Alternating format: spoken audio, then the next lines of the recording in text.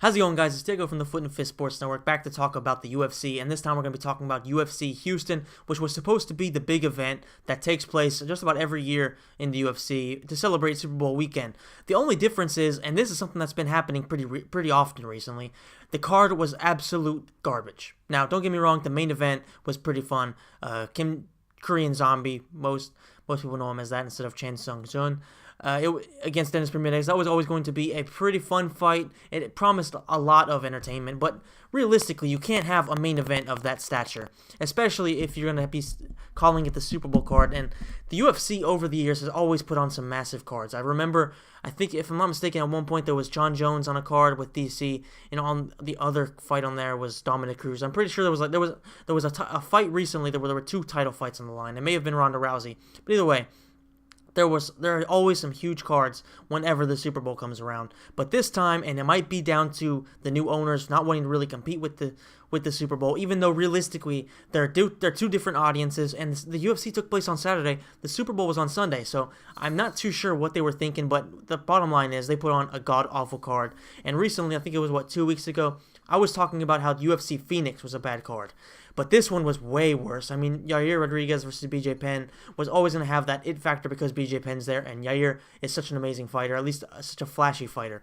And the Korean Zombie is probably a better fighter, but overall, he didn't really have the name value, or he didn't really have the spectacle value, especially because he was gone for 2, 3, maybe even 4 years. So there were a lot of the new fans that don't really know him, and that's pretty much what the new owners are going after. They're sort of targeting the new fans that are the younger hipster type audience. They're going after they're trying to break away from the niche, which is the hardcore fans, and they're trying to go even more casual. So it was always going to be hard for this card to get any recognition. The only other fight that really had any type of interest in there was OSP's fight, and I can't really remember what the guy who was fighting against right now. It'll come back to me in a second, though. And other than that, there really wasn't a whole lot to talk about. So there's really only two fights that I want to talk about here, and that is the OSP fight and the main event. So basically, the main event, Korean Zombie coming back after such a long time. There was a lot of worries that he was maybe going to be a little bit less, I guess you could say, warm in the cage. And what I mean by that is he might have a little bit of octagon jitters and that he might be a little bit nervous and stuff like that. But I mean, we're talking about the Korean Zombie here. We're talking about a guy who is as stoic as it gets and pretty much can take anything that you could throw at him. The only person I can remember ever stopping him was Jose Aldo, and that's because his shoulder came out of place and Jose Aldo kicked the fuck out of him.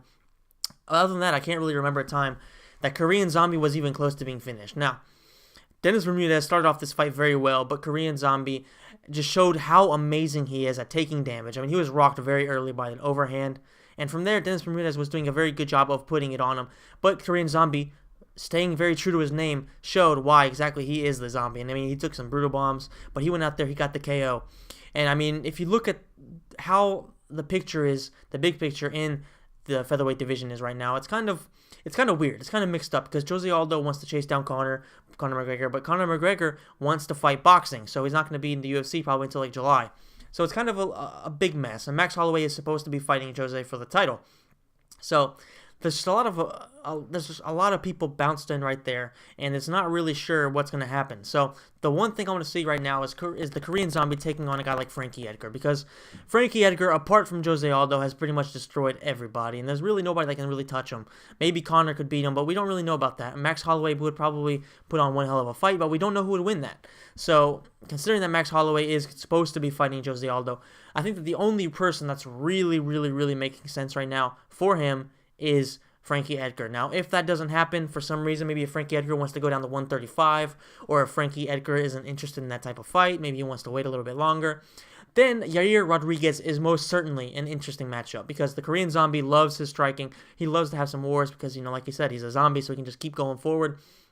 And Yair Rodriguez would most certainly indulge him in that affair, so it would definitely be pretty much fight of the night guaranteed, depending on what kind of card it's on. And on the ground, Korean Zombie, I'd have to give him the edge because I think that his jiu-jitsu, or at least his submissions, we saw that twister choke, he has some brutal shit going on.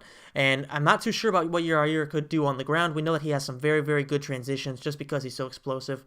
But what he could do against a guy who's going to be stronger than him probably and will be able to hold him down? We don't really know, so it would be a very interesting matchup. And plus, the winner of that would almost certainly be in line for a title fight, depending on when Jose Aldo and Max Holloway fight, if they actually do fight. like I said, that division is very, very confused right now. So there's a lot of stuff that have to go down before we can really know what's going to happen. But I think those are the two best matchups for a guy like Korean Zombie, who has so much to give, and unfortunately was robbed of time due to the mandatory military service that you have to do in South Korea. So other than that, I think the Korean Zombie has a big future ahead of him. He still has a lot to give. I mean, he had a title fight with Aldo, and he was doing pretty well until his shoulder came out of play. So there's a lot of talent there, and there's a lot of potential for him. And there's a lot of great matchups for him as well, because he could probably move up to 155 and do pretty decently. We'll see what happens, though. Right now, I think at 145 he has plenty of matchups, and we'll see what happens there. But I think he has a really, really interesting future ahead of him. Now, the other fight on that main event was Dennis Bermudez, and he's one of those guys that, I mean, realistically, he has a lot of talent, but he just isn't quite on the level of the top 6, maybe top 5 guys. I mean, he's lost to Ricardo Lamas brutally. If I'm not mistaken, he lost to, who did he lose to? He lost to somebody recently. Can't remember who it was that knocked him out. Maybe it was Chad Mendez. Anyway, he's been knocked out a few times over the recent years. No, that's what it was. Jeremy Stevens. So I mean, he's pretty good. He's very good, but he's just not elite, you know. And that's the thing. Korean Zombie, yes, he was out for a long time, and there was a risk of him having octagon jitters. But at the end of the day, I have no idea why he was the 3-1 underdog going into this fight. I mean, with all due respect to Dennis Bermudez, he's a great fighter, but he's simply not elite. And Chang Chung Sung, that's hard to say sometimes. He is most certainly an elite fighter, regardless of how long he was out. I'm pretty damn sure he was training, and he definitely proved that he was training even when he was doing his service.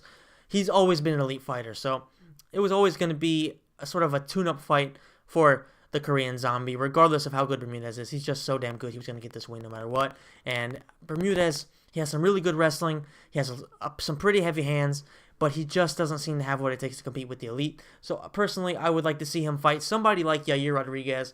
Now, I know I said that Yair could fight the Korean Zombie, but I don't really necessarily think, that that's the best matchup for him. I think that fighting somebody like Dennis Bermudez would answer some more questions about his ground game and about how deep he can go in a fight against a tough, gritty guy who is most likely going to want to put Yair against the cage and keep him there, because with all due respect to Korean Zombie striking, it's not as good as Yair, and even that was enough to beat Bermudez.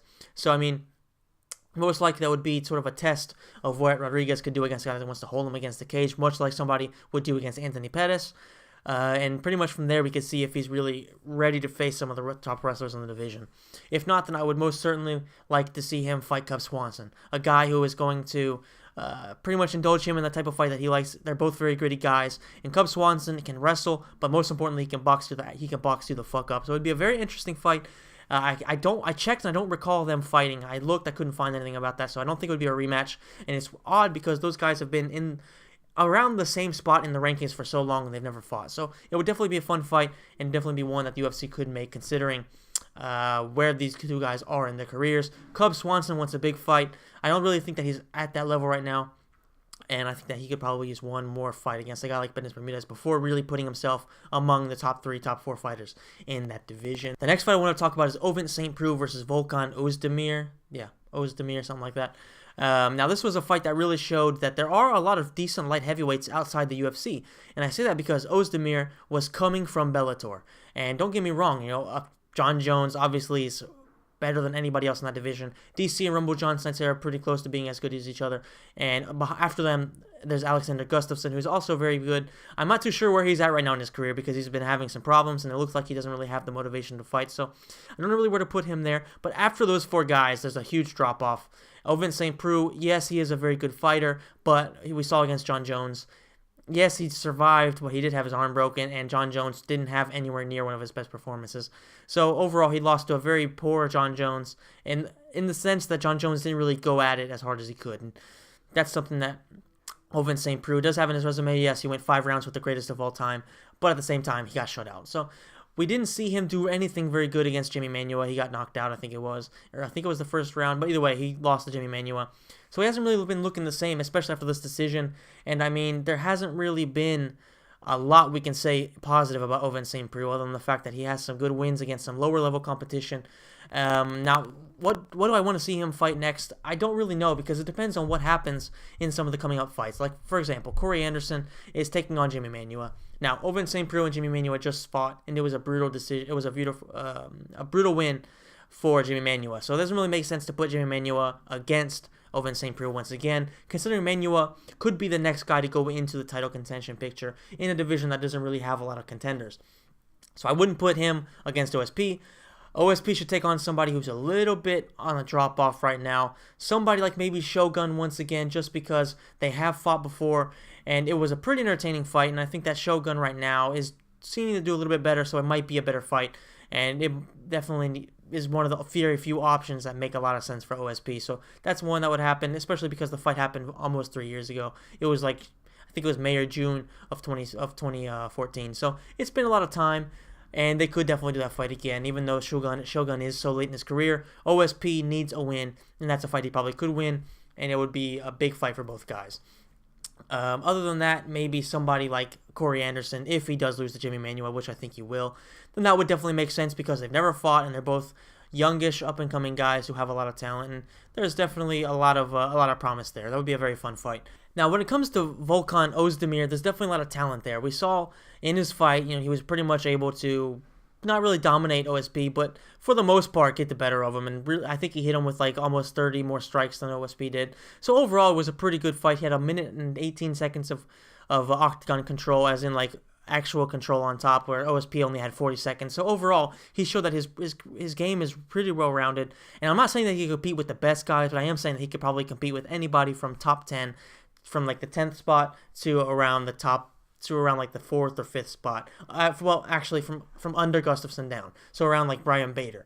He can compete with just about any of those guys and pretty much have a pretty decent fight with them. So overall, there's a lot of promise in this guy.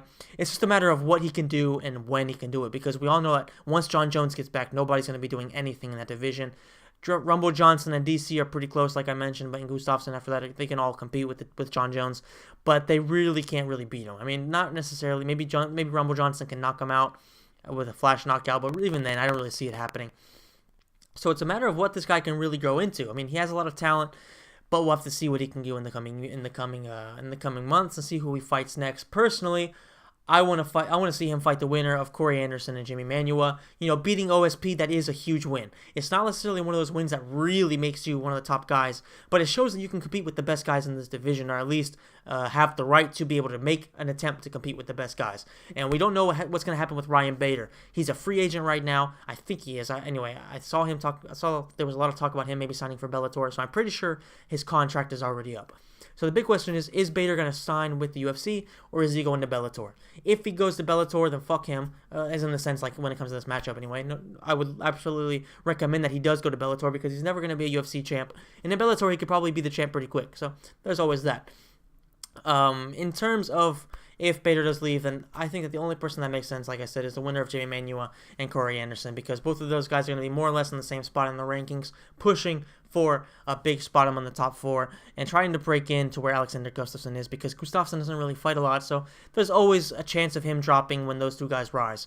So that's pretty much the only fight that makes a lot of sense. And overall, I mean, this card was just really bad. Like, Felice Herrig taking on Alexa Grasso, like who really cares? I mean, that's the type of fight that nobody gives a fuck about, at least in my opinion, and everything I've seen about, nobody could give a shit about that. I mean, yes, they're pretty chicks, especially Alexa Grasso. She's definitely getting the UFC push because of her looks, and she's probably a pretty talented fighter, but realistically, if you lose to Felice Herrig, who, yes, is a veteran and all that stuff, but she's nothing special, I mean, then there's really not a whole lot to go on to there.